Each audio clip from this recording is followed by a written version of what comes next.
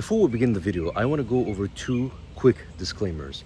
Disclaimer number one, I will be describing in this video how Nolan's creative choices effectively translate to toning down the Eastern Mediterranean nature of ancient Greek culture in favor for a more westernized, Americanized, and Western European way of historically viewing ancient Greece. And I will be explaining how this decision aligns with an intellectual tradition from Northwestern Europe, a well-documented pattern of cultural behavior that emerged in Northwestern Europe since the early 1800s at least. Now, far from me the idea of denying Christopher Nolan his right to creative freedom and artistic license. I understand this is not a documentary, I understand this is art, and artists ought to be allowed to reshape reality. I have an entire video in one of my video essays where I defend the importance of artistic license and why we always need to have artists doing whatever they want with cultures and departing from cultural authenticity so that we can have more creative freedom. I believe that creative freedom and cultural authenticity are both very nourishing for the human soul, and we need to have some of both. Furthermore, I fully recognize that more than anything, this applies to mythology like the Homeric epics. The Homeric epics have lived continuously with the Greeks for over 3,000 years, and in those 3,000 years of continuous existence, they have been always reshaped in an anachronistic manner. First off, the Odyssey itself, the original text, is anachronistic to the Bronze Age on many levels. Then you have the Roman period, and in the Roman imperial period, you have depictions of the Homeric heroes in contemporary garb, meaning it's anachronistic to the Bronze Age. And then you have the Ambrosian Iliad from the 600s AD, not BC.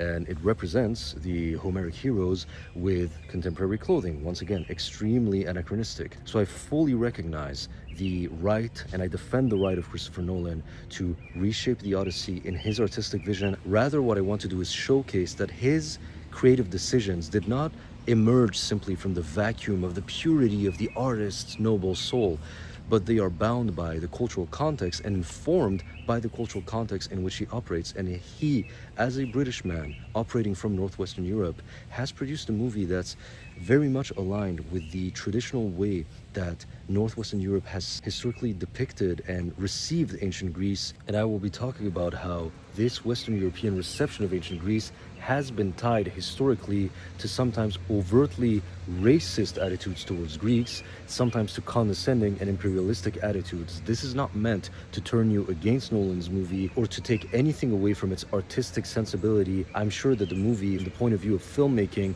will be an amazing piece of craft. I'm sure that it's going to use the factor of time, as Christopher Nolan always does, in a very interesting manner. I am simply using the Odyssey movie as a springboard for a broader discussion to view this movie from an anthropological lens instead of simply from an artistic film critic lens. Disclaimer number two.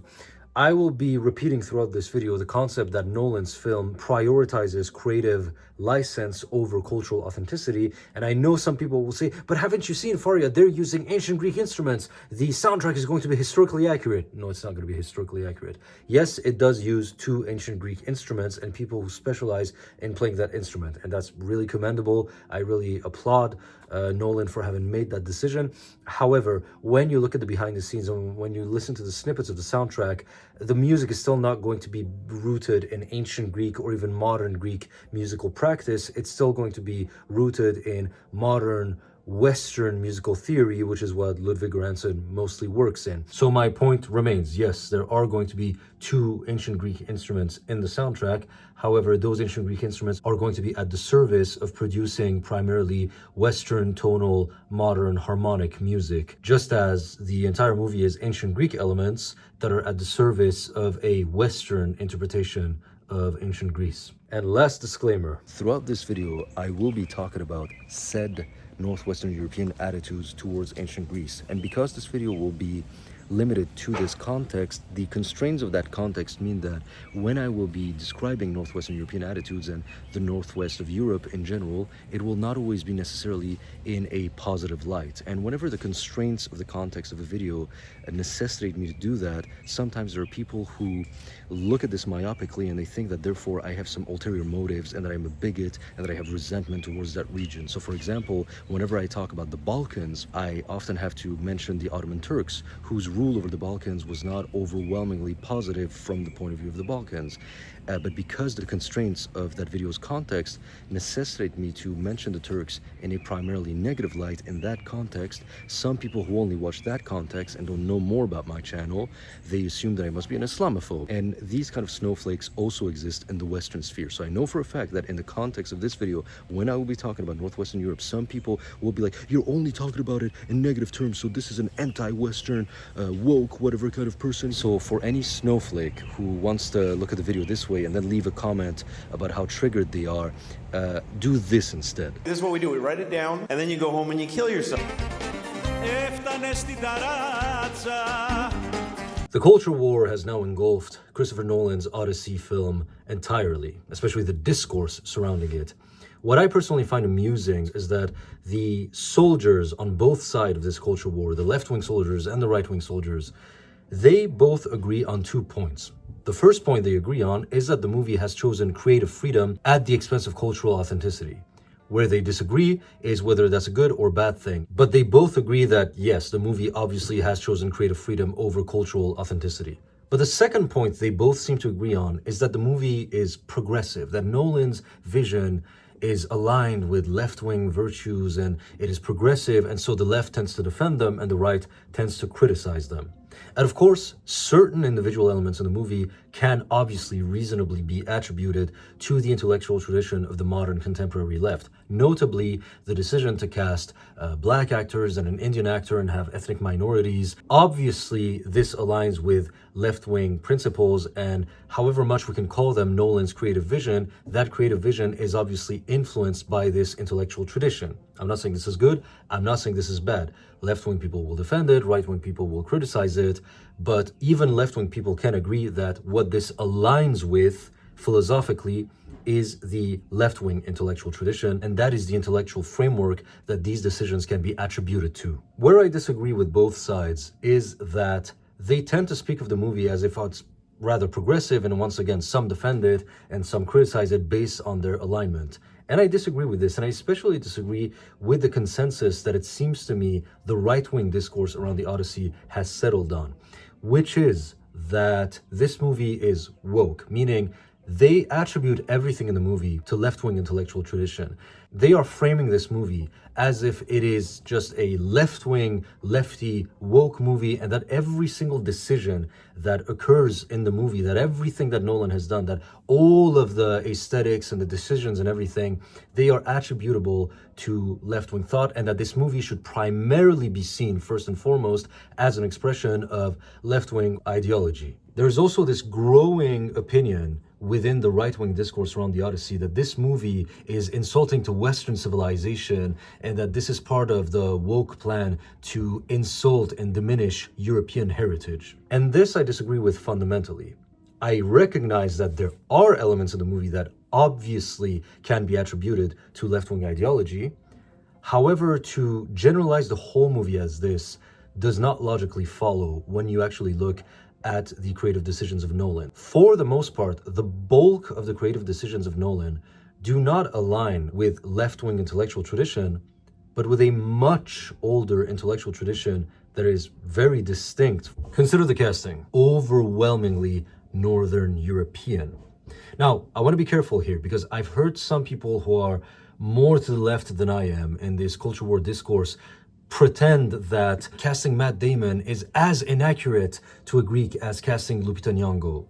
That's insane. The Greeks, though they are physiologically different enough from Northern Europeans on average, Matt Damon still looks more like Greeks than black people do. There have always been a minority of Greeks throughout history who had more fair hair and fair eyes.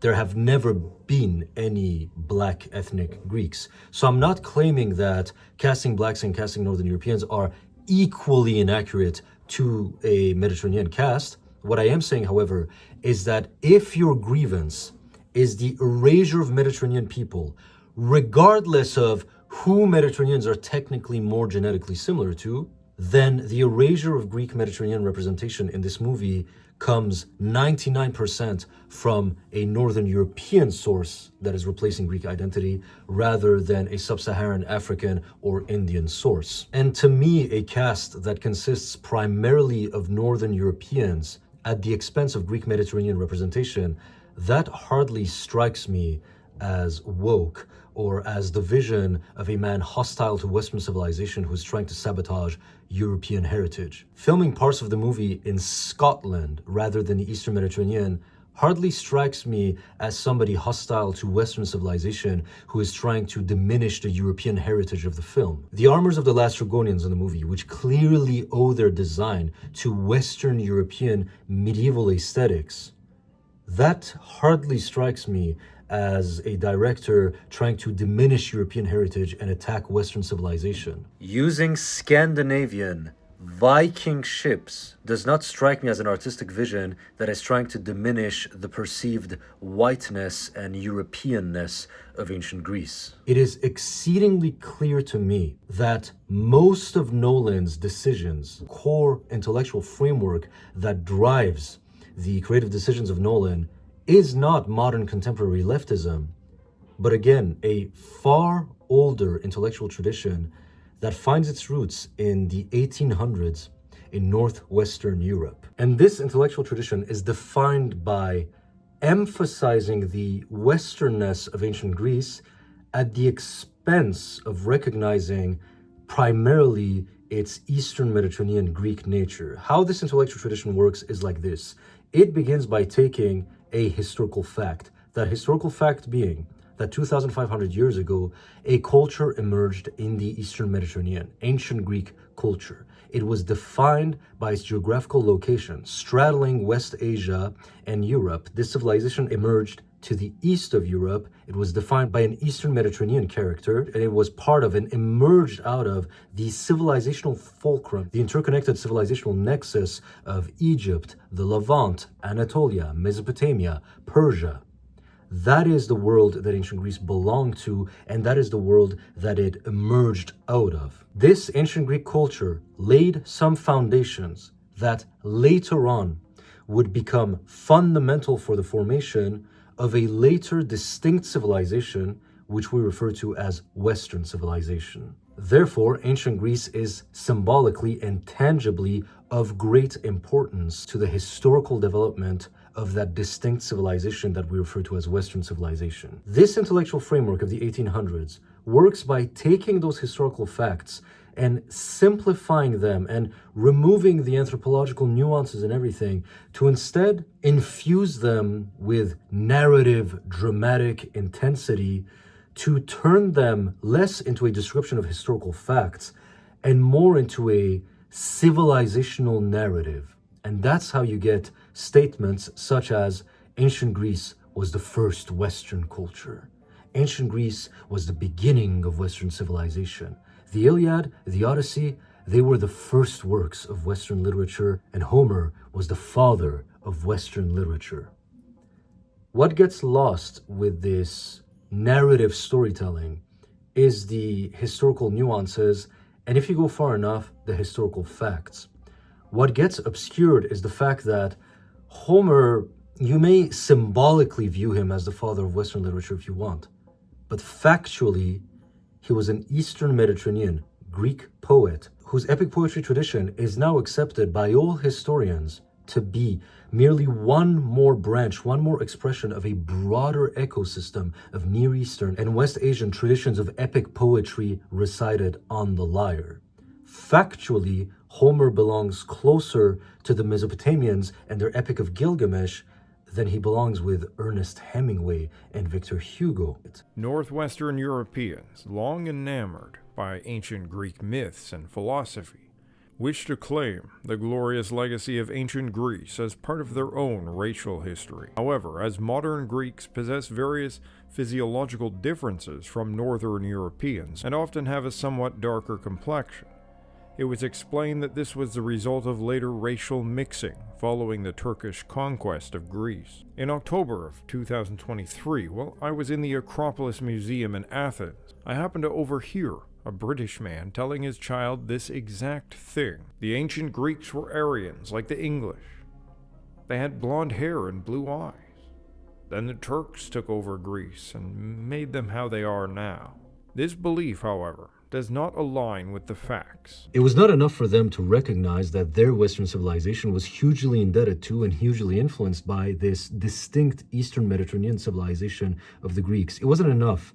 They had to go one step further. They had to create an intellectual framework in which ancient Greece was Western herself, was herself defined by Westernness, was herself a Western culture. They needed ancient Greece to be them.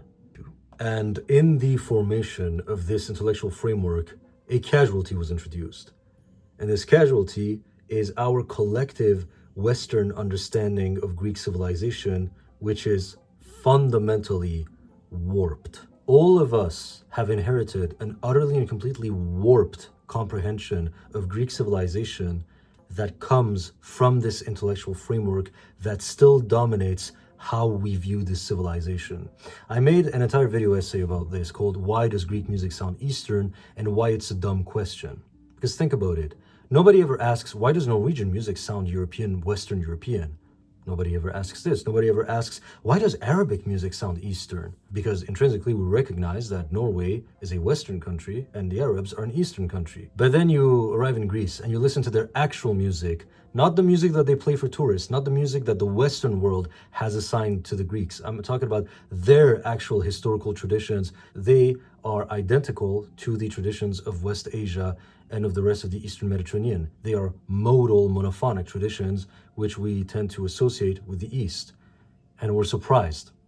The fact that we're surprised shows that instinctively we expect Greek music to sound more Western European than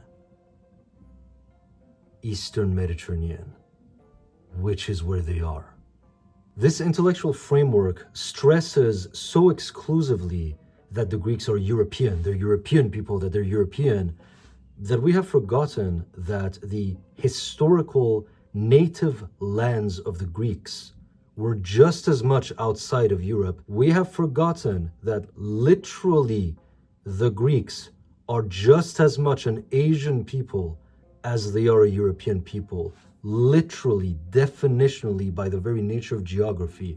We have forgotten, and repeating ad nauseum, exclusively emphasizing the European nature of the Greeks, we have forgotten that some of the greatest Greeks who have ever lived never set foot in Europe in their entire lifetimes. We have forgotten that the development of Greek civilization occurred just as much outside of Europe in history than it did inside of Europe.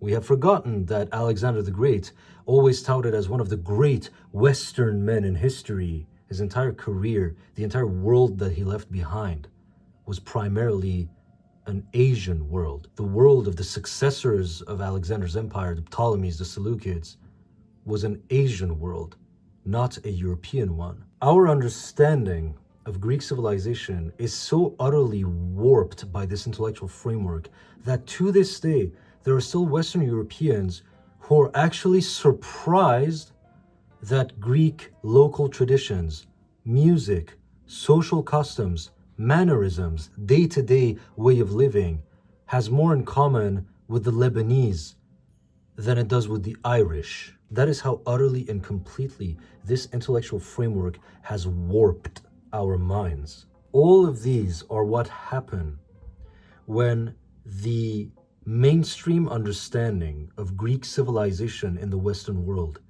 is not based on the nuance and subtlety of historical facts, but is rather based on the sensationalism and simplicity of civilizational storytelling. Is Christopher Nolan's movie based on a great epic mythic story?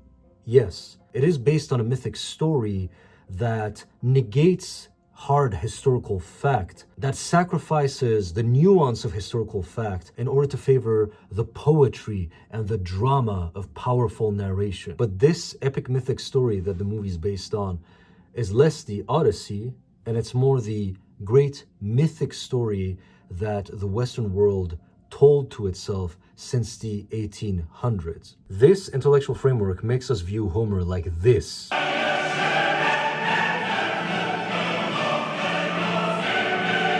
Rather than like this.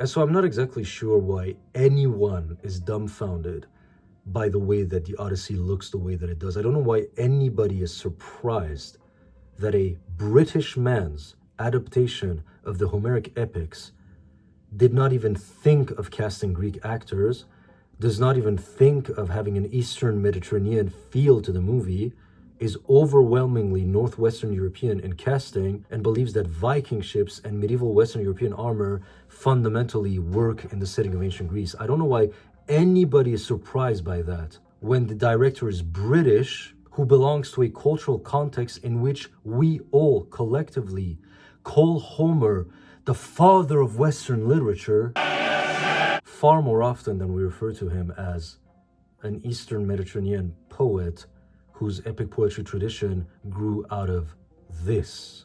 It is exceedingly clear to me, based on the creative decisions on display here, that in Nolan's mind, when he's adapting the Odyssey, he's adapting Western literature. And he has forgotten that the Odyssey is only Western literature at a vague, abstract, poetic sense if you decide to look at it from a certain point of view. What the Odyssey actually is, factually, what it always has been before being Western literature, is Mediterranean literature, Eastern Mediterranean literature, Greek literature.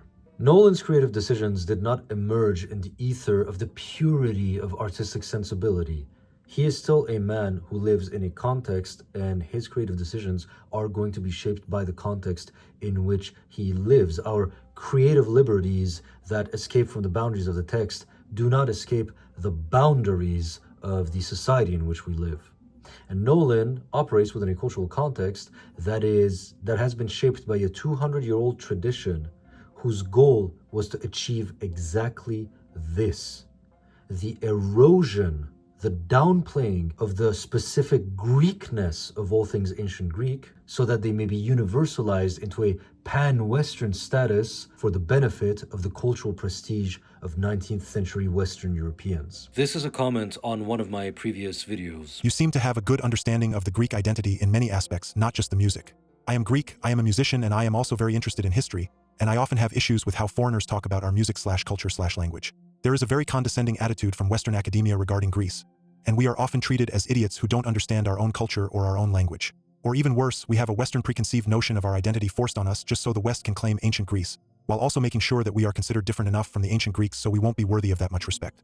And thus the idea of Ottoman corruption, which is often used to excuse stereotypes against us, or invalidate parts of our culture that don't fit a certain narrative. It's refreshing to see someone interested in Greek culture for what it really is. I think a powerful follow-up would be on how the West, while claiming to be Phil-Hellenic, has actually constructed a Eurocentric identity that rewrites and distorts Greek history to fit its own narrative. It cherry-picks what it wants from ancient Greece, ignoring or erasing the other real Greece, the Greece rooted in Hellenistic traditions, folk traditions, and an Eastern Mediterranean identity, and falsely labeling these as foreign or Eastern influences. In truth, the Greek people were never Western in the modern sense. They have always been Eastern Mediterranean, shaped by deep contact with Egyptians, Phoenicians, Persians, and countless others, and vice versa, as the Greeks heavily influenced them in return. This selective rewriting serves to remake Greece into a Western ideal, rather than representing them as they truly are, natives of the Eastern Mediterranean region. So we have reached the end of chapter 1, and this chapter was necessary because we had to establish where this entire cultural war thing gets things wrong.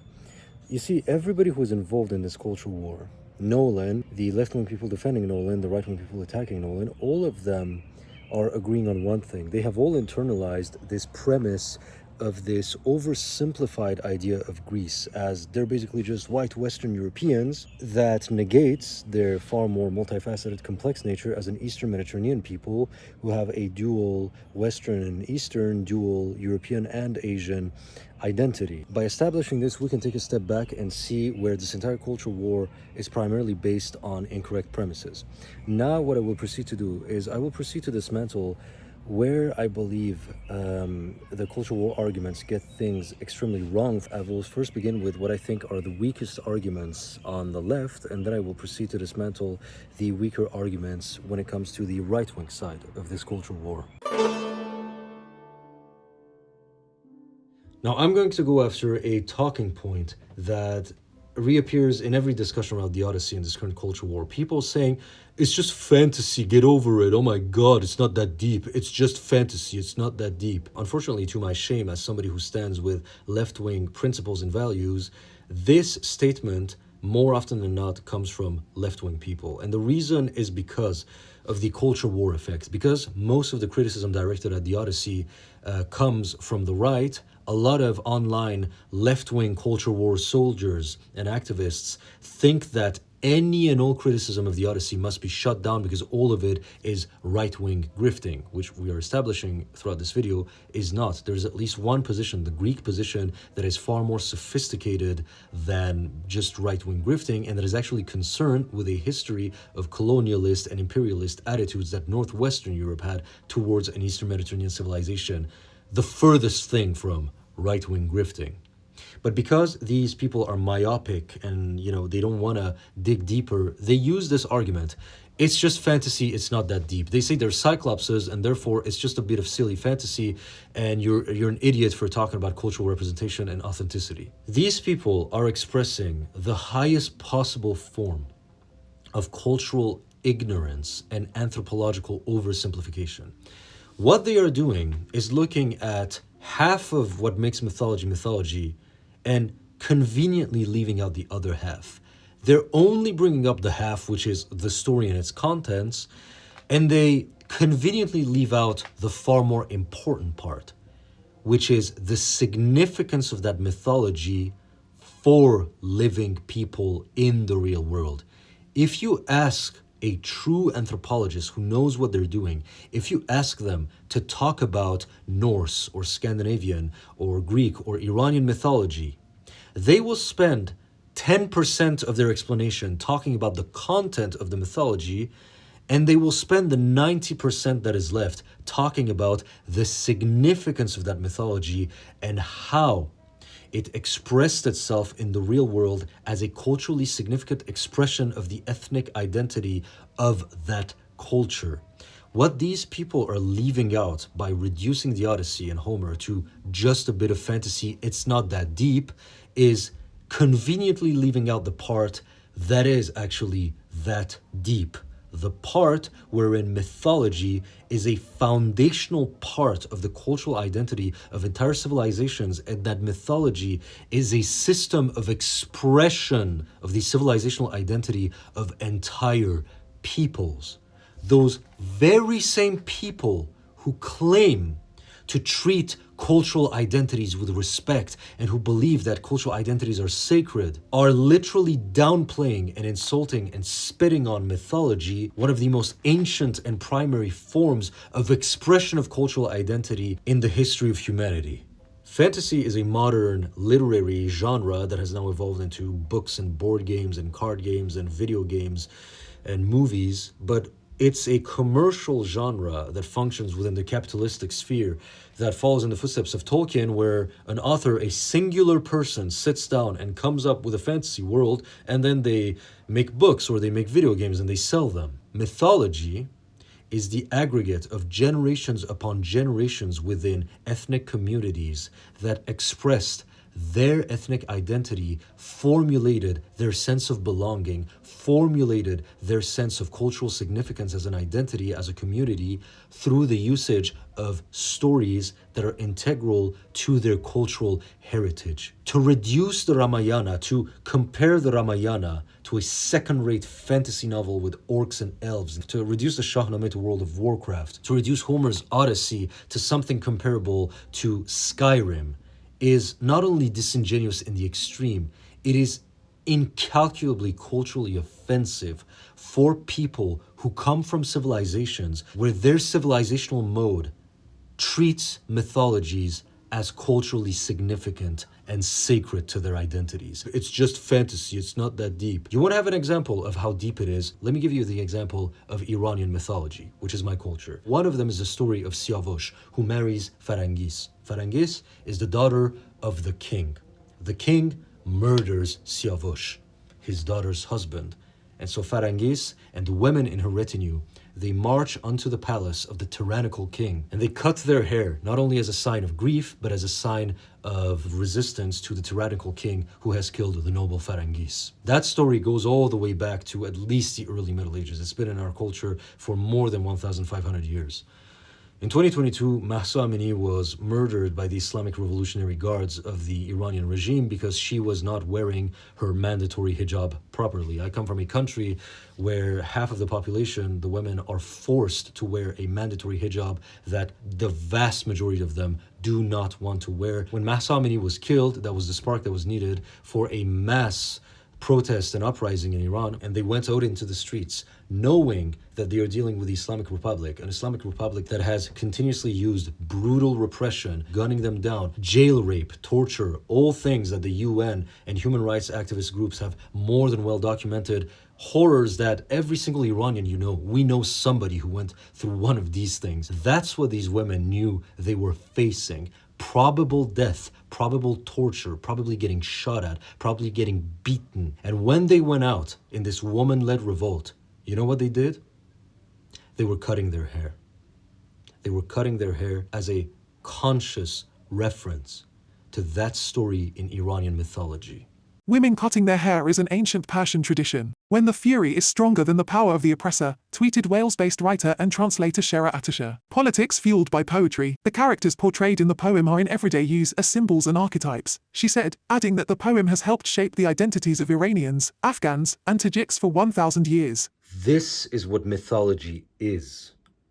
The interaction that the ethnos has with its foundational myths. Could you imagine if Christopher Nolan were to adapt the Shahnameh and do absolutely whatever he wants with it, and he doesn't cast any Iranians, and he erases the Iranian nature from the film almost completely, and it looks like this generic, westernized, we Iranians, given that it's our cultural heritage, we try to voice our concern, and then we are met with the most scornful, disdainful, mocking dismissal from left-wing people of all places, telling us, "I'll get the fuck over yourselves. These are just a bit of fantasy."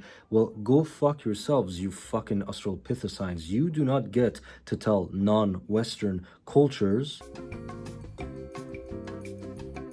how they ought to feel about their cultural heritage. You don't get to tell non-Western people whether this part of their cultural heritage ought to matter to them or not. Imagine putting that opinion out there so confidently that mythology didn't happen, so get over it, you shouldn't care about it at all. When in the world there are countries where women are protesting violent totalitarian regimes, and what gives them hope to do so, what gives them a sense of identity, of community, what gives them courage, what drives them forward, is their mythology. You weirdos need to touch grass when it comes to the Odyssey cast. Homer's myth is getting the epic treatment from Nolan and melting the brains of terminally online freaks. The main thrust of the argument seems to be that this is an ancient Greek myth, so why is it not full of Greek people? And the answer to that is simple. It's a myth. This did not happen. It's not a biopic or some sort of historical epic. It's just a story handed down by real tradition until the written word. But the loudest voices I've seen on the internet have a general problem with the cast, which they think should be reflective of ancient Greece. And why do you really care? Seriously, deep down, what is it about it that irks you so? If the story is good and the individuals rock, what do you care? This is a movie with a cyclops in it. It did not happen. And why do you really care? Seriously, deep down, what is it about it that irks you so? These people can keep saying as much as they want, this is fantasy, this is fake, this didn't happen, the cyclopses are not real. That will never change the fact that what those stories mean to the Greeks and have meant to the Greeks continuously for over 3,000 years, that is very real. This is something that is lost in great part on the younger cultures of the world, especially that derive out of Western Europe. The Germans, the English, the French, the Americans, they have a harder time comprehending how central these mythologies can be to the communal understanding of some older civilizations that have deeper roots in time. I'm not saying that the English don't have mythology or that it doesn't matter to them, but Beowulf does not hold together English national consciousness and identity in the same way that the Iliad and the Odyssey do for the Greeks, or that the Shahnameh does for the Iranians, that the Mahabharata and the Ramayana do for the Indians. And so what's very interesting is that the bulk of this argument, the people saying it's just fantasy, get over it, it is overwhelmingly Western European derived people and comfortable Americans who belong to a completely different logic of civilizational thinking and who are projecting this logic onto an Eastern Mediterranean civilization that is significantly different from them, and they don't realize that in their virtue signaling, holier than thou moralizing over how this is just fantasy, get over it, they do not realize that they are enacting the very definition of culturally imperialist ethnocentrism, specifically Western European-derived ethnocentrism. Because they do not possess these attributes in their culture, they just dismiss other cultures that have them instead of trying to understand how those cultures see things. This is literally no different than when many people that come from the Western musical region listen to Middle Eastern or Greek traditional music, which uses microtones, notes that do not exist in Western music, and they go, well, it sounds out of tune to me, therefore it's just bad, and I'm just going to dismiss your music as a bunch of nonsense. This is exactly the same kind of culturally narrow-minded attitude that these people are engaging in. They see a story that didn't happen, they see magical creatures, and they can't see anything other than that. They can't see the 3,000 continuous years of how this was meaningful to the Greeks. They can't see how this is taught to every single Greek, that these are the first stories that they grew up with, that these are the first stories that they hear, that these have historical significance for them. All that they can see is a bunch of cyclopses. And so based on their limited understanding, they give themselves the liberty to dismiss another culture entirely because they can't be bothered to try to understand the perspective of that culture. This is what cultural imperialism looks like. But there's an even deeper layer to how bad faith this argument is. They're saying the Odyssey is fantasy, therefore get over it. Now, they're using the word fantasy for a very specific reason, because they know what connotations come with the word fantasy. When they call the Odyssey fantasy, they are calling upon the connotations of fantasy worlds, Skyrim, Westeros, Game of Thrones, Lord of the Rings. So they're trying to use the connotations of it's a non-existent fictional setting and trying to conflate that with the Odyssey in their argument. The problem is they are categorically different. Skyrim is a fictional setting that doesn't exist. So you can have Viking-looking people and black people with Arabic culture and pseudo-medieval Romans, because when it comes to Skyrim, there is indeed nothing to be accurate to. The problem is they're trying to take that property of fantasy worlds, nothing to be accurate to, and they're using the word fantasy to transfer that property, there's nothing to be accurate to the Odyssey. Because most people are not a bunch of fucking Neanderthals, they can immediately tell how much this logic fails. Skyrim is set in a fictional setting. The Odyssey is set in a real-world setting. So no, the Odyssey is not fantasy, because fantasy takes place in fictional settings, non-existent settings. The Odyssey, whilst mythological and endowed with supernatural elements, is still set in a specific culture, in a specific geographical location in our world. So yes, with the Odyssey, cultural representation and cultural authenticity are applicable concepts, and we are allowed to bring up those concepts when discussing the Odyssey because it is not fantasy. Fantasy deals with made-up cultures. The Odyssey deals with a real culture. Which is where their argument, well, it's fictional, so who gives a shit, completely falls apart. Because Spider-Man, just like the Odyssey, is a fictional tale with fictional characters, with fictional events, with supernatural elements that takes place in the real world, in a specific real world setting, New York. Would any of these people be okay if a Spider-Man movie was set in New York, supposed to take place in New York, but Manhattan was filmed in Paris, London, and the Congo Republic? So you have Spider-Man being like, golly gee, I gotta go to the Empire State, and it's the Eiffel Tower being shown. They wouldn't be okay with it. Nobody would be, because since the dawn of humanity, all human beings have agreed on the basic principle that no matter how fictional a story, if it is set in a certain setting, it is perfectly reasonable to expect the story to reflect that setting. So I don't give a fuck how much Thanos and the Avengers and Doctor Strange and there's magic and everything in Avengers. I still expect New York to look like this rather than this. And that does not make me a terminally online freak. And so they're ethnocentrically telling them, you're overreacting, even though they themselves would suddenly take it seriously if it was their sitting being depicted.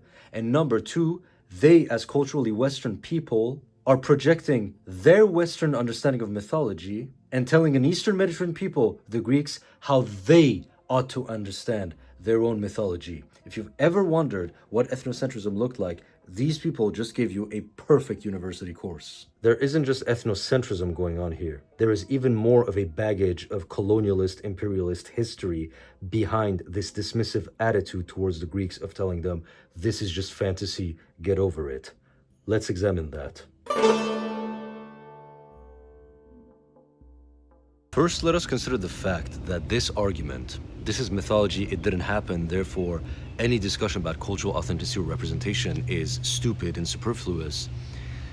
This is an argument of the most extreme bad faith and disingenuous nature, because the very same people do not agree with this argument the moment you change the context.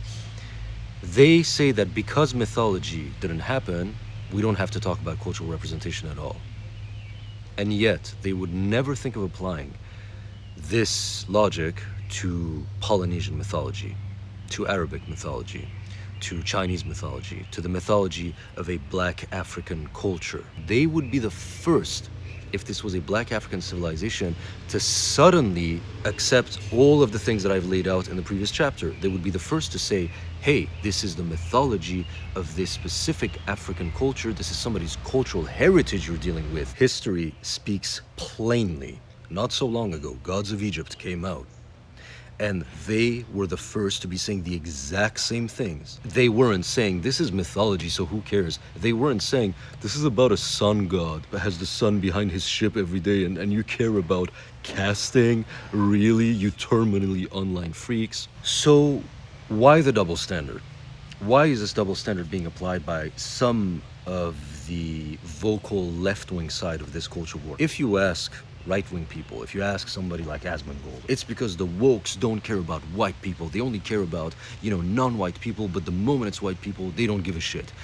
This is a little bit of a crude oversimplification of the way this part of the modern contemporary online activist left thinks. A less crude way to put it would be that they think primarily in terms of power dynamics. So if Christopher Nolan were to adapt Lebanese mythology, and he were to exercise that same type of creative freedom to the point of not casting any Arabs, and the Arabs were upset, these people would absolutely be behind the Arabs. They would be the first to criticize Christopher Nolan. They wouldn't be saying, well, it's mythology, so who cares? No, they would absolutely be agreeing with the fact that mythology represents cultural identity and we need to have this discussion.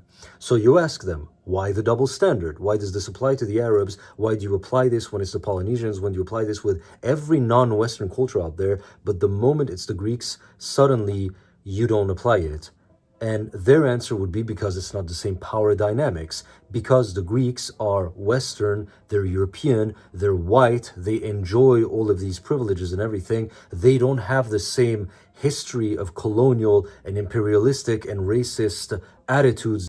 And that's exactly the core of the problem. They are ignorant of Greece. In the West, we are sold an image of Greece as far more Western than it actually is. Because Greece, you see, is an Eastern Mediterranean culture, and the Eastern Mediterranean, their location straddles the West Asian and European worlds, which means that the Greeks have been culturally distinct enough from the Northwestern Europeans that they, in fact, have been subject to some amount of colonialistic behaviors at the hands of Northwestern Europe.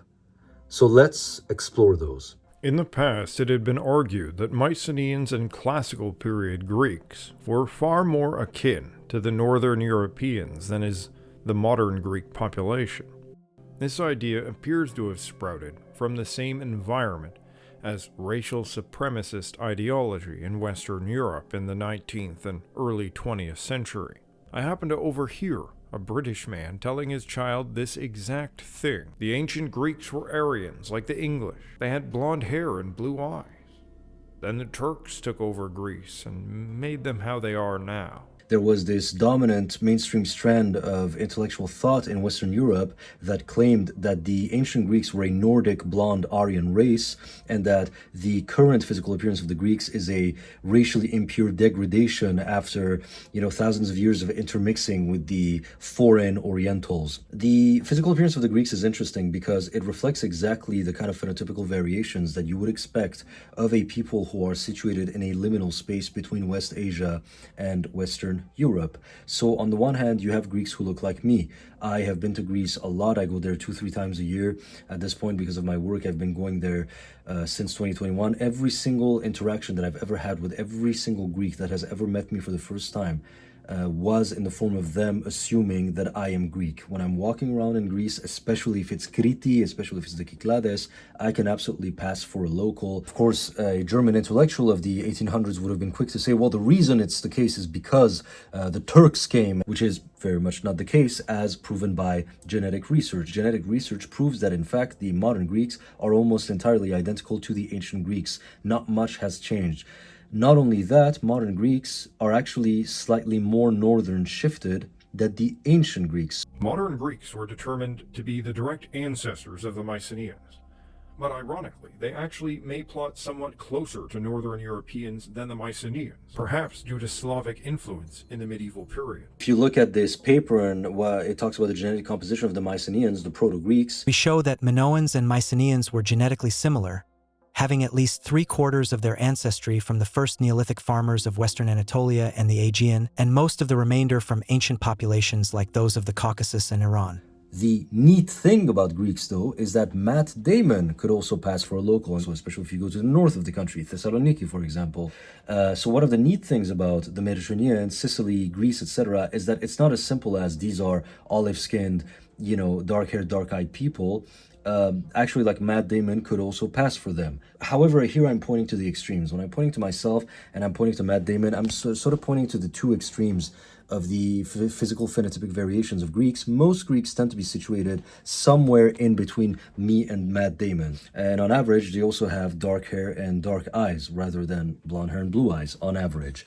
And so this formed a significant enough level of physical distance between Greeks and Northern Europeans that they were the subject of overt racism historically at the hands of Northwestern Europeans, and that racism came in the form of using pseudo-scientific, pseudo-historical racialist claims to claim ancient Greek civilization as the inheritance of the Western Europeans while simultaneously removing the right of that inheritance to the Greeks. They literally went around saying the ancient Greeks were an Aryan Nordic looking people. You guys are not Aryan Nordic because you are racially impure. You have been corrupted by so much mixing with the Orientals over time. Therefore, this makes ancient Greece our cultural heritage, and you are just a bunch of weirdos who have nothing to do with it. Not only did they appropriate their culture, they literally went the extra step and wrote them out of their own cultural heritage. Byron fought in the Greek Revolution in the early 19th century. His fantasy Greece was formulated through a Harrow view of the white, Stoic Greece of Plato and Aristotle, now swamped by 400 years of Oriental Turkish occupation.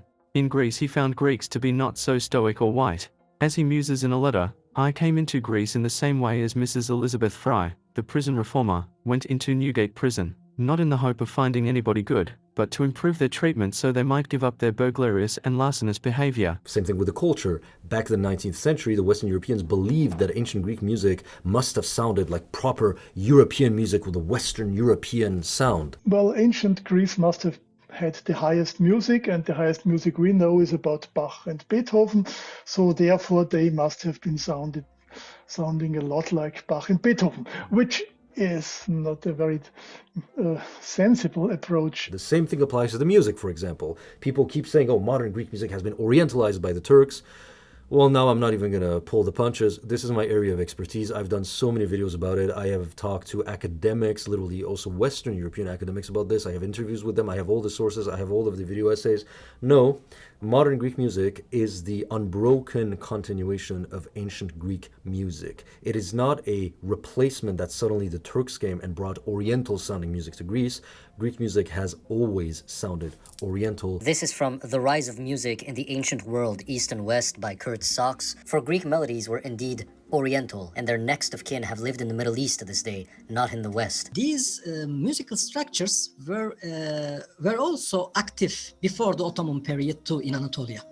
Because in ancient Greece theory, we can very detailedly identify the intervals or the sounds that are still being used in Turkish music performance. All the instruments, tuning systems, and the sound material gives us a resemblance about the ancient Greece theory and practice, musical practice, of course, with the future. When the Turks and the Islamic thought had arrived in Anatolia, there were this music being performed in Anatolia, makam-based music. What happened was with Alexander's conquest. I mean, Alexander conquered the whole of Asia Minor. He moved out into the Iranian plateau. Yeah. There were Alexandrias that were all over the world. Egypt was just one of them. Greeks took their traditions, their Greek traditions, their Greek music, their language, and it became part of local tradition. Right. And it was from those traditions that Arabic music developed its makam. There are wonderful articles that I'm going to link about this subject on Byzantine chants by Alexander Lingus, where he talks about the very recent history in the 20th century, the middle of the 20th century, of a bunch of Western European musicologists basically deciding, oh, modern Orthodox Greek chant, ooh, that's Oriental sounding. This is a corruption of the real, true sound of original Christian chant, which is represented by Gregorian chanting. And so they literally went over to Greece, a bunch of Germans and French and everything, decided to create this committee to talk about how to best recreate the sound of Greek liturgical chanting. No, shut the fuck up. We know what's best for you. You guys are just Orientalized. You've lost your original music. Then we have the Elgin Marble controversy. So the Elgin Marble controversy is that in the 1800s, a British man made a deal with the Ottomans and bought statues that belonged to the Parthenon with the Ottoman Turks, not with the Greeks. He bought some statues from the Ottomans when they were ruling Greece, and he brought them to Britain, and they've been displayed in museums. And ever since now, for like over 200 years, Greece has been a free country. They're like, there are statues, can we have them back, please? You made a deal with the Turks, not with us. We never sold them to you. And what has Britain's official response been ever since? Fuck you, we're not giving them back. We're keeping them. And you have to hear the arguments. The arguments are wonderful. They're brilliant. So some of the arguments that the British government is using, and I'm saying British government because, by the way, a lot of British people have criticized this, but the British government, some of the arguments that they use are, oh, but this is not merely your culture, dear Greeks. The ancient Greeks belong to all of Western heritage, and therefore we are entitled to keeping them as much as you are. This excuse of, the generalization of Greece into a Western heritage is something that the Greeks are very familiar with as a tactic that has always been used to literally appropriate. We're talking about physical appropriation here, literally appropriate Greek culture. But the best one is, but aren't they more safe at the British Museum? Aren't they safer here? And you're like, why? What are the implications? They are like, it's dripping with overt condescension. They're literally just assuming that, well, if we give them back to Greece, we cannot be certain that they will be well taken care of. It's literally like, we can't trust those Greeks. They're safer with us. There is a very condescending attitude from Western academia regarding Greece, and we are often treated as idiots who don't understand our own culture. And then you have here an interview with, at least he was the Prime Minister of Greece at the time, I think he still is, I'm not sure, Kyriakos Mitsotakis. The history behind all of this, that like, not even like 100 years ago, it was still a very mainstream strand of intellectual thought within Britain that this guy, Kyriakos Mitsotakis, a British guy would have looked at him and would have been like, oh, so you can see the Oriental corruption. I mean, look at his phenotypical features. He's no different than a Persian. You know that fat cocksucker says I look like the Shah of Iran? We cannot trust these people with the statues of ancient Greece, for truly, we are the true inheritors of ancient Greece heritage, not these people. Look at this guy. This is a picture of him getting the vaccine. Look at you. These motherfuckers are hairy. And I'm talking as an Iranian, okay? But like, we're fucking scared. Like, if it's a competition of being hairy-ass motherfuckers, these guys are rivals to the Iranians. Like, this is hilarious because a lot of people in the modern-day West, they still think that the way they should picture Thermopylae is a bunch of white, Aryan, pale dudes fighting against, you know, the super dark-skinned Iranians, whereas actually on both sides, it was just a bunch of big-nosed, hairy-ass motherfuckers just slamming into each other. And you know what's crazy? Even 300, for all the fact that, you know, Frank Miller's comic absolutely regurgitates these old 19th century idealizations of ancient Greece. At least when Zack Snyder, when he was adapting the movie, his protagonist, which is played by a Scottish man who looks like this, he makes him look like this.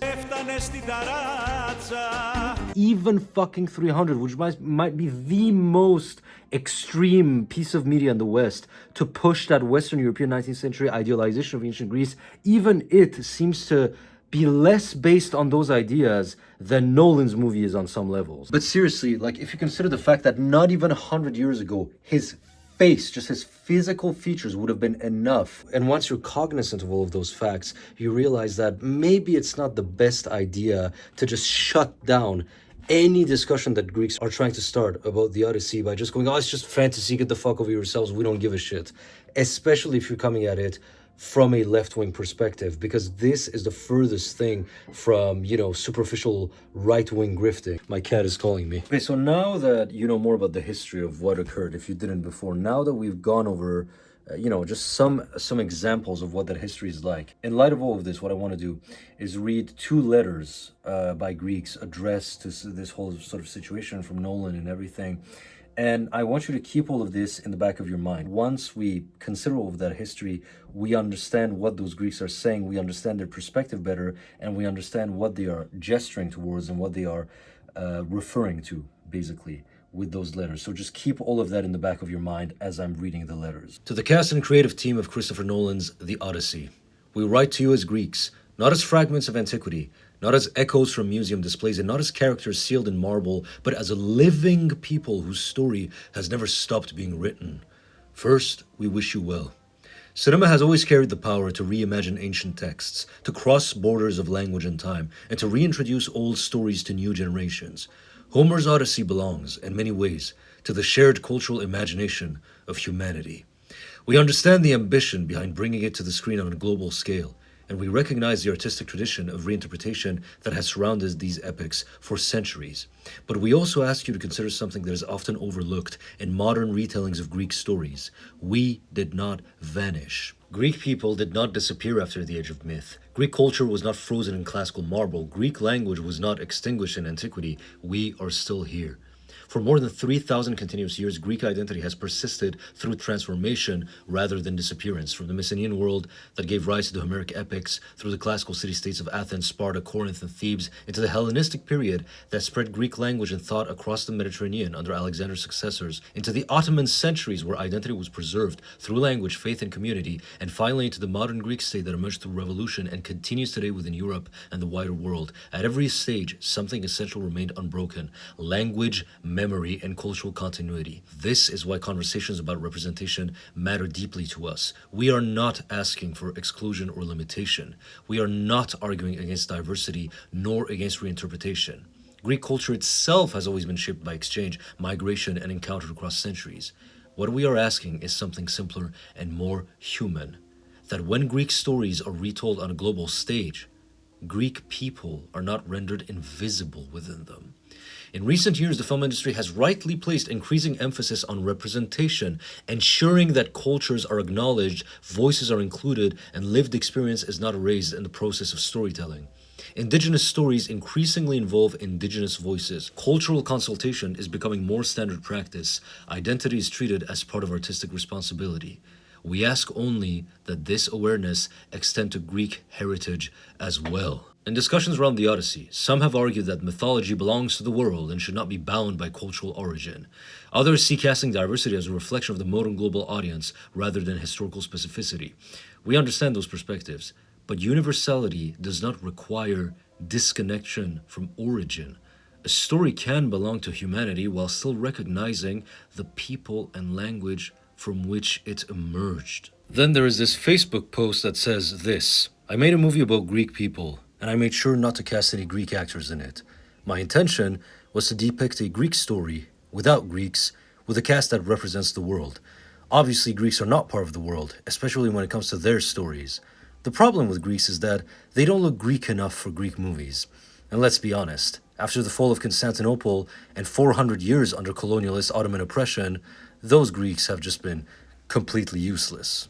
Look, I obviously don't feel their feelings. I don't share the intensity of their feelings. I can understand what they have those feelings. Like, I get where they're coming from, and I cannot fault the Greeks for writing all of this and having those feelings, especially in light of all that we have seen. A lot of online left-wing activists have taken the decision to defend Nolan's casting choices at all costs and to dismiss any concerns about the fact that there are no Greeks at all in the film. These people are historically tone deaf, because once you consider the history that we have just looked at of Northwestern, and in many ways primarily British colonial appropriation of Greek culture and colonial attitudes that wrote the Greeks out of their own culture, and you realize that this is a British guy adapting a Greek story, and this British man decides to not include any Greeks. Yeah. In the light of all of this history, do you now understand why articles like these are incredibly callous, insensitive, and idiotic? And why do you really care? Seriously, deep down, what is it about it that irks you so? If the story is good and the individuals rock, what do you care? This is a movie with a Cyclops in it. It did not happen. So let's be very fucking real. The reason why a lot of left-wing people decide to dismiss utterly and completely any discussion is because in their worldview defined by power dynamics where non-Western, non-white oppressed people deserve to have the discussion far more, that's really a large fraction of the reason why many left-wing people are acting dismissive towards the Odyssey and people trying to have a discussion about cultural representation. It's because in the back of their minds, they think of the Greeks and they think of Greece as whatever, it's just a Western and European and white country. They're privileged, they're fine, they don't have a history of colonialism. Who cares? It's not that deep. And that's the thing. They don't know. It is dismissal from ignorance. This is all pretty silly. Les Miserables was a British cast playing French characters, and no one complained. The difference with Les Miserables, you fucking moron, is that the French are not an Eastern Mediterranean people, very much culturally distant and even physiologically distant from the English, to the point that the English partook in a 200-year-old intellectual tradition of forcing and squeezing the French into a Western box that they do not neatly belong to at the expense of recognizing their cultural specificity, and they were not viewed as racially impure and inferior to the English, as racially corrupted, and therefore deserving of condescending attitudes that not only forced them into a Western European model that they do not belong to, but that also simultaneously wrote the modern Greeks out of that Western European model in order for the English to lay claim to ancient Greek civilization, while simultaneously getting to say that the modern Greeks are not the actual descendants of that civilization. Well, the French weren't upset as Les Miserables, so who cares? Yeah, because they don't have the same kind of cultural dynamics and the same kind of history that the Greeks did. This fucking clown is comparing an example of a Western European nation dealing with the representation of another Western European nation and not realizing that the same dynamics do not apply when you deal with the Eastern Mediterranean, because at this point there is sufficient enough distance in culture, and in the 19th century that distance is going to be enough to produce not so compatible dynamics. The fact that we constantly have to explain the basic reality of physical distanciation in geography and how that naturally affects how human dynamics change is insane. I want you to notice this.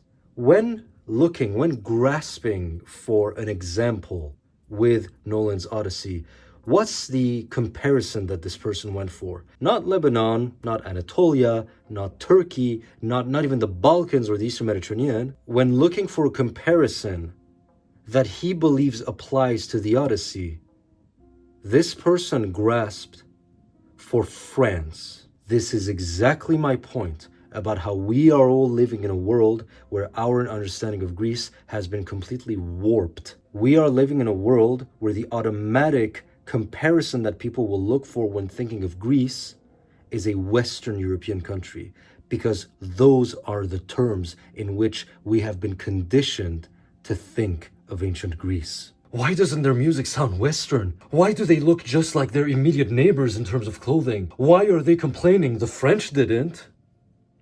I want you to just realize how deeply ingrained this misconception, it's so all-encompassing. This misconception caused 200 years of history that the Greeks are not a fan of. This same misconception defines why Nolan's movie is the way that it is. Greeks react negatively to the movie building on that misconception of Greece, and Westerners cannot understand why the Greeks are complaining, because to the Western point of view, they're like, but you're Westerners. This is the first work of Western literature. This is the great story of Western literature. So what's the problem? The French didn't complain, and then they point to English and French dynamics, thinking that it is literally no different than the dynamics between Western Europe and the Eastern fucking Mediterranean. This is what I meant when I said earlier in the video that this entire culture war is taking place within the boundaries of this misconception.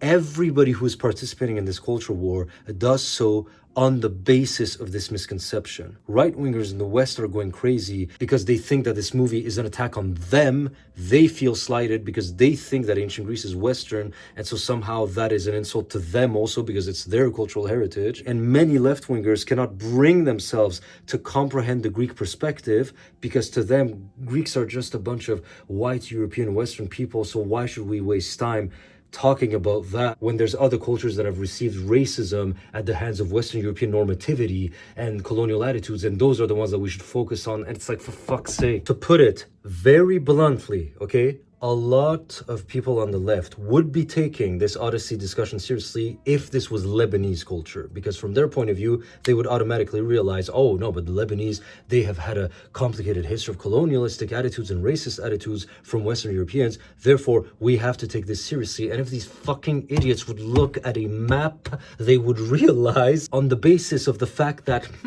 geographical location does inform cultural identity, and therefore they would realize by looking at a map that, oh, maybe actually the situation of the Odyssey is not as different from Christopher Nolan adapting a Lebanese story as I originally would have thought. Alright, so in the previous chapter, I described how I believe a lot of the left-wing discourse surrounding the Odyssey culture war errs. And the way that they do it is by being very quick to dismiss all criticisms of the Odyssey as right-wing grifting, not realizing that in the middle there's actually a voice, which is the Greek voice, that is bringing up valid concerns over cultural authenticity and representation, especially if you consider yourself to be aligned with left-wing values. These specific leftists who are dismissive of any discussion about cultural authenticity in the Odyssey, I have explained why I think their position is untenable. Now I shall strive to do the same with those people on the right who I think their arguments don't hold up. There's a specific argument that some people in the right wing of that discourse utilize, which is that they often call upon the idea that this movie is insulting to Western civilization, to European heritage, and to white people. And they do not realize the irony of them doing this. Probably the most disingenuous argument that I see coming out of the right is that many right-wingers are trying to appropriate the Greek criticism towards the Odyssey, and they're trying to absorb it into their political framework.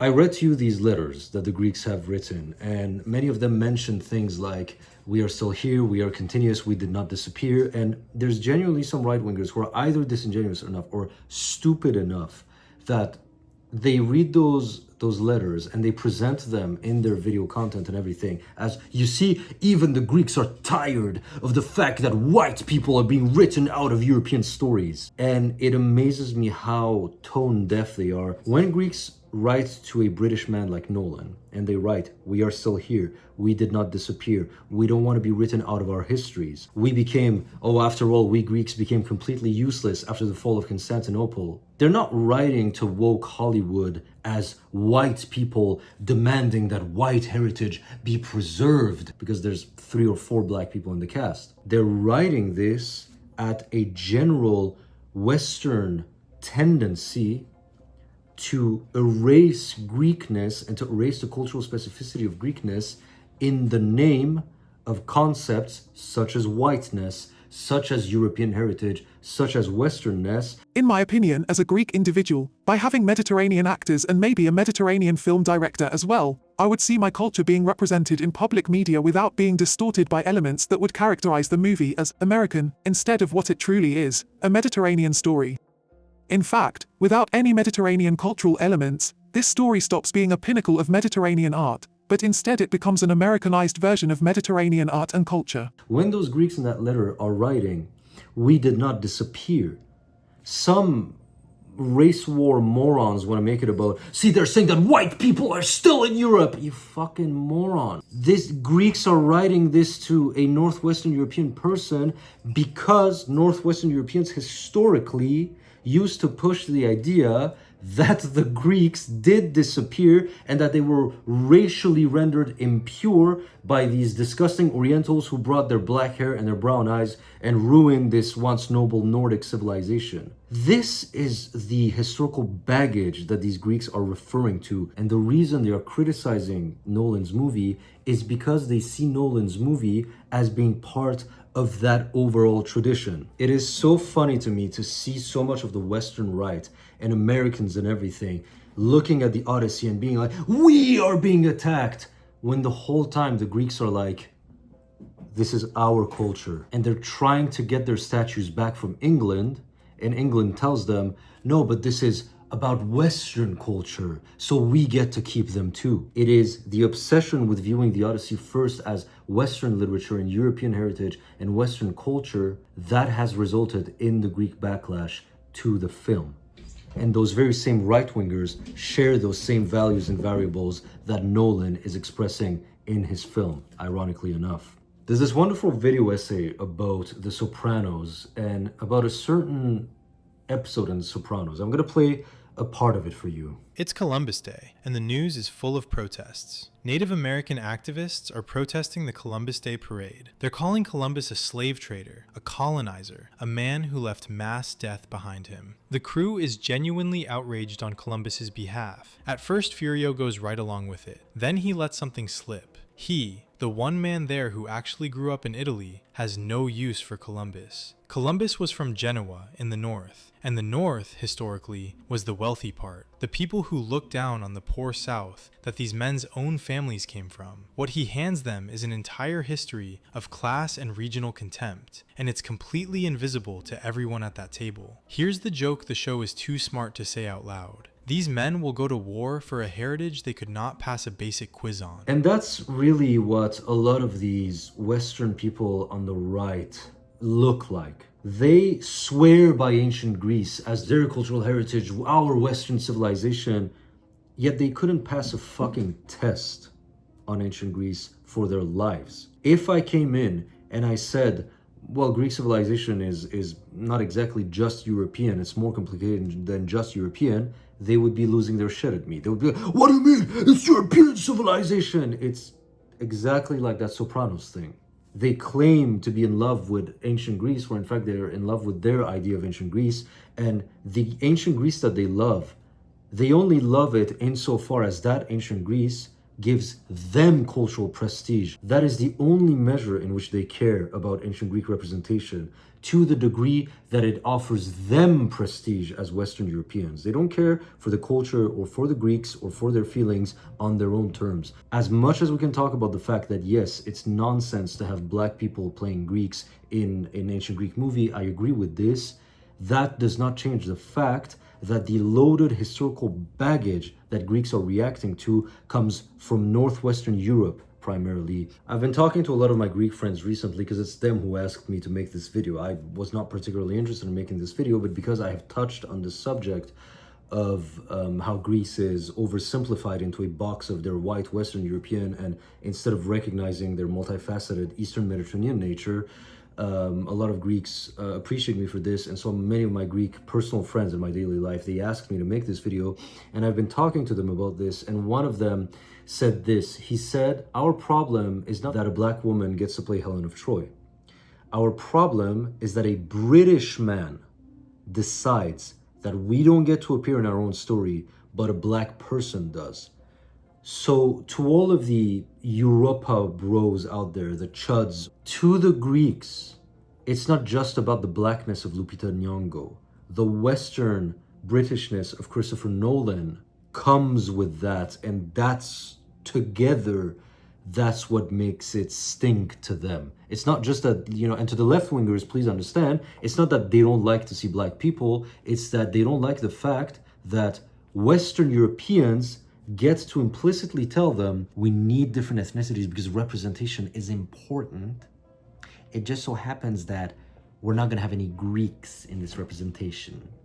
And yeah, I can see why that would piss them off, especially when, once again, given the loaded historical baggage behind all of this. There's this very telling passage in a video where Metatron is responding to Lady of the Library. And Metatron, who's a Sicilian, who's an actual Mediterranean, tells her this. This is our culture, this is our history, okay? You're British, I'm Mediterranean. This is my side of the world. Now, what's interesting to me is that Metatron, if you know about him, he's pretty much on the right. And so as a right-wing European man, he does tend to, he has a very strong sort of sense. He will often talk about we are white, where we are European, we are white. These are often concepts that he calls upon a lot, as people on the right often do. And when push comes to shove, no matter how much some right-wingers themselves may, sometimes talk in a sort of unified European term, at the end of the day, they will be cognizant of the pragmatic reality that this is my corner of the world, you're not from this corner of the world. We're Mediterranean, you are not. So stop talking over us. And I find that very interesting because that little segment of a Sicilian Italian man from the southern Mediterranean telling a British woman to stop with her assumptions about Mediterraneans, that's exactly what the whole Greek issue over the Odyssey is. I talked about that Soprano video essay, but the first comment, the most liked one, is very interesting because there's the Furio moment that the video talks about. It's that character called Furio where he reveals to these Sicilian Americans that actually they don't know much about their own history. And when those same Italian Americans, they go to Italy, they realize, actually, we don't have anything in common really with the Italians over there, and we're not really the same culture at all. That's the Furio moment. And the maker of the video, at the end of the video, he asks, what's your Furio moment? And that's the first comment. My Furio moment was in 2003 in the Republic of South Africa. As a Black American, I used to be into Pan-Africanism. Then I met Zulus and Ngoni women. There, I learned just how tribal and diverse continental Africans were and how they view us in America. We aren't brothers, not anymore, but distant cousins. Though you find people in the States that tout about the struggle, their struggles are all different and most couldn't or wouldn't give a damn about us in the US. So, I left that thought performative Pan-Africanist thinking there. And I feel like a lot of right-wingers who, in this Odyssey discourse, are going on screeching about Western civilization and white identity should maybe have a little bit of a Furio moment and, understand that ancient Greece is not as close to them as they think, and that actually ancient Greece is far more different from what they imagine. But very often, that's the thing. Those same right-wing types tend to be the type that when they hear Greek music, they go, no, impossible, this can't be real Greek music, this is Ottoman corruption. When in their outrage over the Odyssey, they're going, this is an attack on Western white civilization, they are doing the exact same thing that Nolan is doing, employing an intellectual framework that tries to squeeze Greece into a limiting box, whereas Greece is far more complex than that limiting box. I want to share with you a story. 10 years ago, Gods of Egypt came out, and I, as a Middle Easterner, was horrified to see blonde people playing. You know, it just didn't work. I was like, this is so fucking stupid. This is Egyptian mythology. My friends who lean more to the right and everything, you know what the argument they used? The argument they used was, it's mythology. It's not real. It didn't happen. Osiris didn't really exist, dude. And I remember 10 years ago, the left was on my side. They were like, yeah, but it's Egyptian mythology still. Mythology is fundamentally tied to certain cultures. So yes, you should still represent the attributes of that culture, because that's what mythology is. 10 years later, I know many of the same people. I still talk to many of the same people. I follow some of them on Facebook and everything. And the surrealist fucking nightmare that I'm living in. The same friends I had, the same friends that I knew 10 years ago, who are left-wing and who are arguing with me, no, you have to consider the cultural aspect of Egyptian mythology. It is perfectly sensible for Faria to be upset that, instead of a Middle Eastern looking, at least, cast, it's blonde, blue-eyed people, it's whitewashing, it's those very same, the same people whom 9 months ago we would have conversations about, oh, you remember when Gods of Egypt? And they were like, yeah, you know what they're saying now about the Odyssey? It's a myth. This did not happen. It's not a biopic or some sort of historical epic. This is a movie with a cyclops in it. It did not happen. And why? Because Elon Musk tweeted against the cast of the movie. So, hey, if Elon Musk doesn't like the cast of the movie, then we on the left now, we have to defend the cast and we have to shut down all criticism or discussion around it. And so many of the right-wingers right now who are criticizing the casting of the Odyssey, if tomorrow, okay, another Gods of Egypt comes out and it's a non-white culture, they won't care about it, so they are gonna go, it's just mythology, so who gives a shit? Like, principles don't mean anything anymore. And I, as an ethnomusicologist, as somebody who dedicates my life to the authentic representation and to the celebration of all cultures, and who tries to promote the representation of all cultures, I now realize that a lot of the people who claim to be interested in the authentic representation of cultures only do so as long as it's convenient with their political alignment. I don't know when the culture war seeped into our brains so much that we became such hypocrites who can just turn on a dime. But here we are, I guess. I absolutely respect his artistic freedom and creative liberty, and I respect that this is the direction that he wanted to go for with this movie. I also respect the fact that the Greeks, however, have a problem with this artistic direction, because this artistic direction does come with a historical baggage that is loaded for the Greeks, and so I can also respect their perspective. That said, it was important for me to establish that Nolan's vision of ancient Greece is really more broadly the West's vision of ancient Greece. And why is it important to establish this? Because once we establish this, we understand that, oh, so this is not exactly what ancient Greece is. This vision is distinct from the real ancient Greece. And then that leads us to ask, well, what is the real ancient Greece then? If this is an overwhelmingly westernized version of ancient Greece, then what is the real ancient Greece? And then you get to learn that it's an Eastern Mediterranean culture that straddles West Asia and Europe. And why is it important to realize that? Because once we realize that, we realize the cultural potential that exists in the characteristics of this region.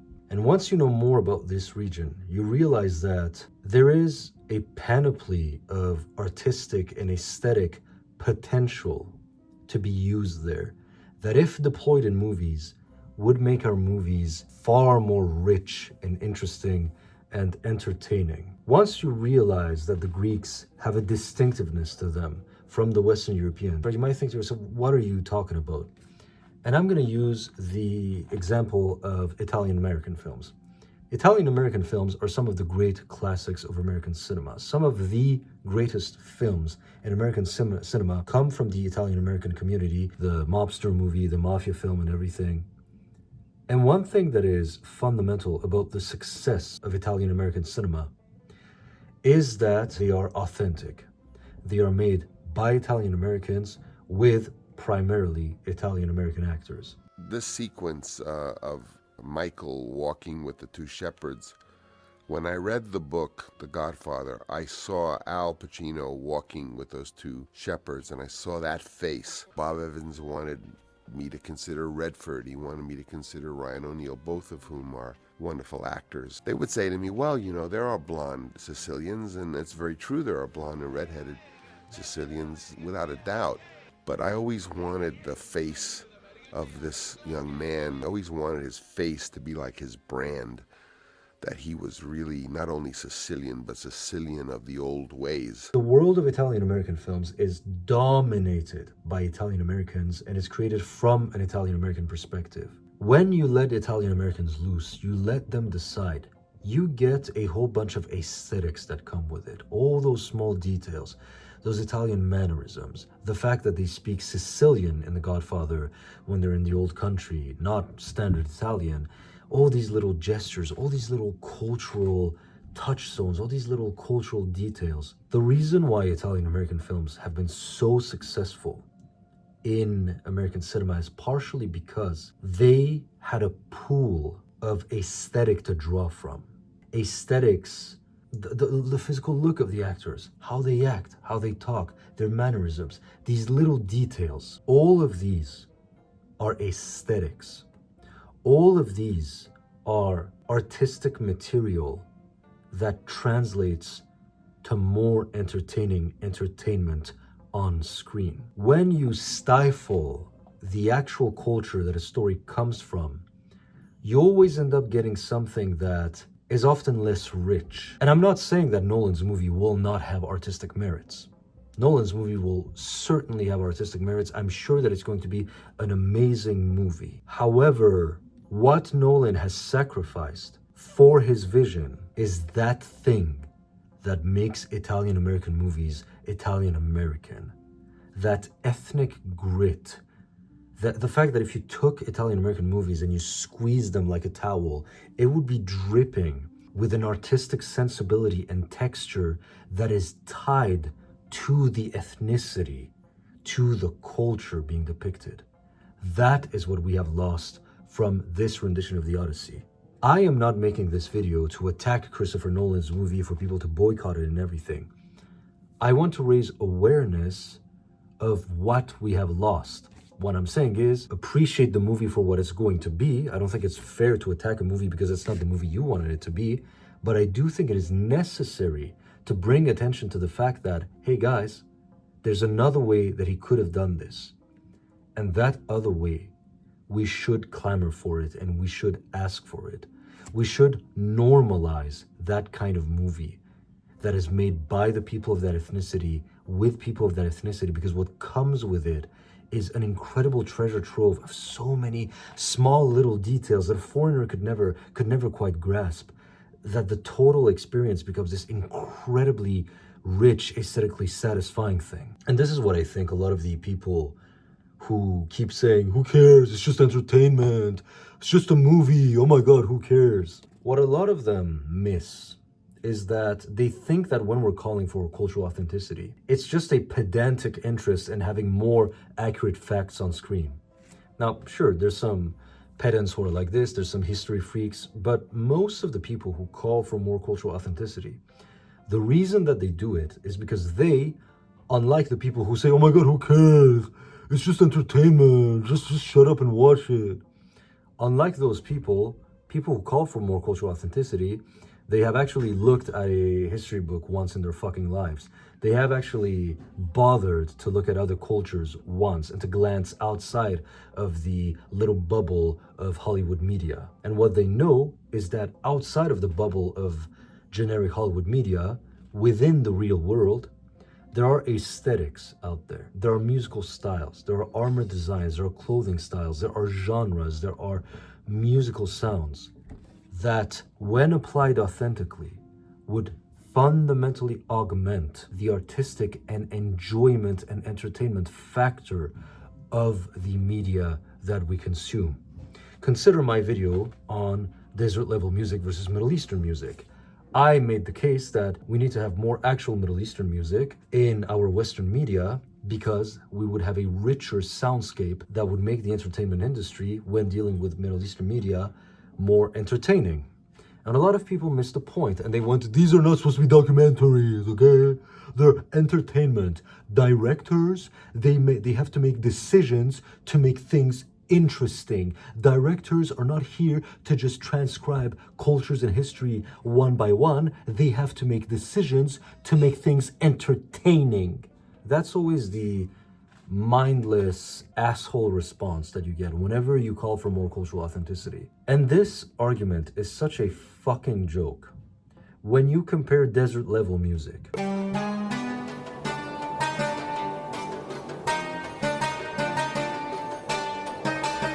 Whereas actual Middle Eastern music sounds like this.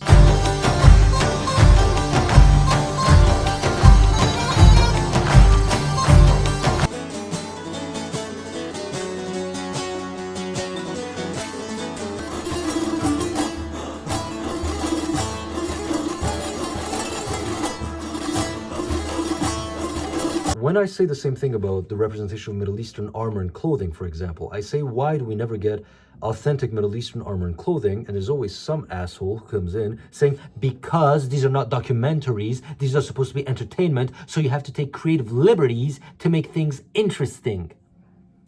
Somebody explain to me how this, the classic generic Middle Eastern look that gets slapped on every Middle Eastern culture every time in every single Middle Eastern movie ever, is more interesting than actual ancient Iranian armor. Somebody explain to me how the team behind the Alexander movie made the visuals more interesting and entertaining by sacrificing cultural authenticity. What these dense assholes do not realize is that when we are calling for more cultural authenticity in media, it's not because we're pedants who just want more factuality on screen. It's because we want our media to be more entertaining. And we know that in cultural authenticity, there is a treasure trove of entertainment to be found. And I think this is perfectly exemplified in what we have lost with Nolan's Western European derived direction for the Odyssey.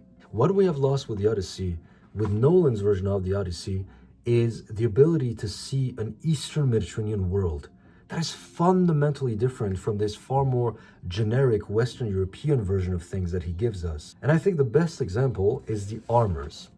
People who say stuff like, Nolan has to make choices to make the armors more visually interesting. This is about entertainment, okay? Cultural authenticity is not going to be interesting. That's what Bronze Age armors looked like. And that's my fundamental problem with this argument. When people say cultural authenticity is for documentaries, not for entertainment, that's bullshit.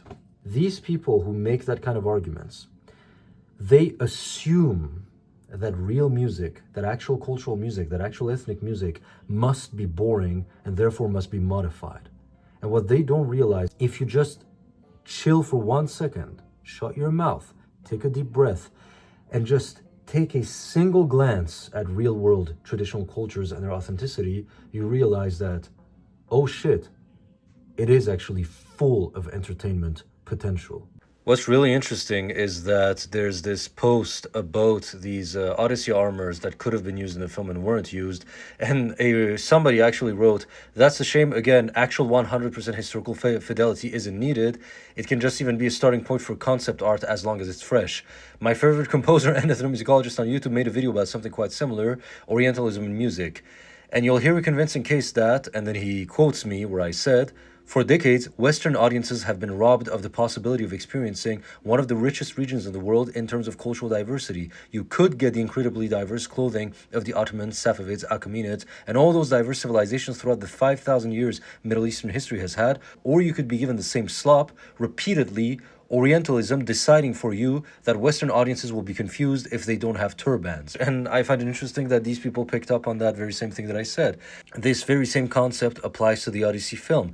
Now, I'm not saying that Nolan must have used those armors. It would have been better. I do agree that if what he is going for is a minimalistic sort of style to his movie, then using the historical armors obviously would not be a good choice. So in the individual case of this movie, I understand why he didn't go with these armors. What I'm saying, though, is that there are some people who say you shouldn't be historically accurate because you have to make stuff interesting. And once you consider what historical accuracy or cultural authenticity look like, that argument falls apart immediately. I don't think it's especially healthy or constructive to attack Nolan's movie for not being the movie that clearly a lot of people wanted. A movie that does take advantage of cultural authenticity in the same way that Italian American films take advantage of cultural authenticity in order to up their entertainment value. I don't think it's very constructive to attack Nolan's movie for not being that film. I do think, however, that it is relevant to have that discussion. This discussion should not be shut down. We shouldn't simply say, well, that's not the movie he gave you, so shut the fuck up. It's his artistic vision. That's fine. I respect that. But what I'm saying is, it's still good to point out what this artistic vision could have been, so that the next time somebody thinks of making an Odyssey film or a Homeric epic or another film set in ancient Greece, they will maybe realize that, actually using cultural authenticity will provide us with an entertaining experience. And therefore, it's good to put that idea out there, because the more we realize that cultural authenticity equals more entertainment, the more chances there will be that one day we will get more entertainment. Okay, one last point. You don't have to watch the video anymore if you don't want to, because this is not part of the main video. It's just like a thought that I had. I actually feel like Christopher Nolan's vision is actually quite coherent, and I kind of like what he's doing with the vision. And I think that mostly the problem with the audience can be chalked up to the fact that it's incoherent with the ancient Greek setting. But like, if you remove the ancient Greek setting, I feel like everything kind of falls into place and the aesthetic decisions kind of make sense. I almost feel like this should have been a space fantasy setting. Like, tell me that this armor, Agamemnon's armor, wouldn't work in the Dune universe. Like, I don't think that's bad design, actually. I think it's a pretty cool, badass looking armor. And in a space fantasy setting, it would suddenly work perfectly. And everything kind of falls into place. You want to have a multi-ethnic cast? Go ahead. It's not set in the Mediterranean. They don't have to look Mediterranean. People won't be jarred by the fact that there's non-Mediterranean looking people in there. It's set in space. Fuck it. Do whatever you want. Have green looking people if you want. The Laestrygonians, their armors, sure, that works in a space fantasy setting. Can you imagine this? The wide ruling king of many solar systems, Agamemnon, who attacks the Trojan solar system, and then the king of Ithaca, which is a planet in this adaptation, Odysseus, he has to go back to his home, but then, a lot of people are mad at Nolan for taking creative liberties. And my problem is, well, you didn't take enough. I'm like, you're kind of in an uncanny valley. Like, if you're going to take that many creative liberties in terms of the aesthetics and the casting and everything, fuck it, just remove ancient Greece from the equation and free yourself from it. So actually, I'm not with the people who are like, he should be more faithful to the source material. I'm like, dude, if that's how far you want to go, fuck being faithful to the source material. Reinterpret it. That's what mythology is for, to be reimagined, to be reinterpreted. Set it in fucking space. That will look amazing. I don't know, maybe it's just me, but I kind of really want to see a Christopher Nolan like epic space fantasy version of the Odyssey, and suddenly this armor, chef's kiss, it works in that universe. Maybe it's just me. Tell me what you think.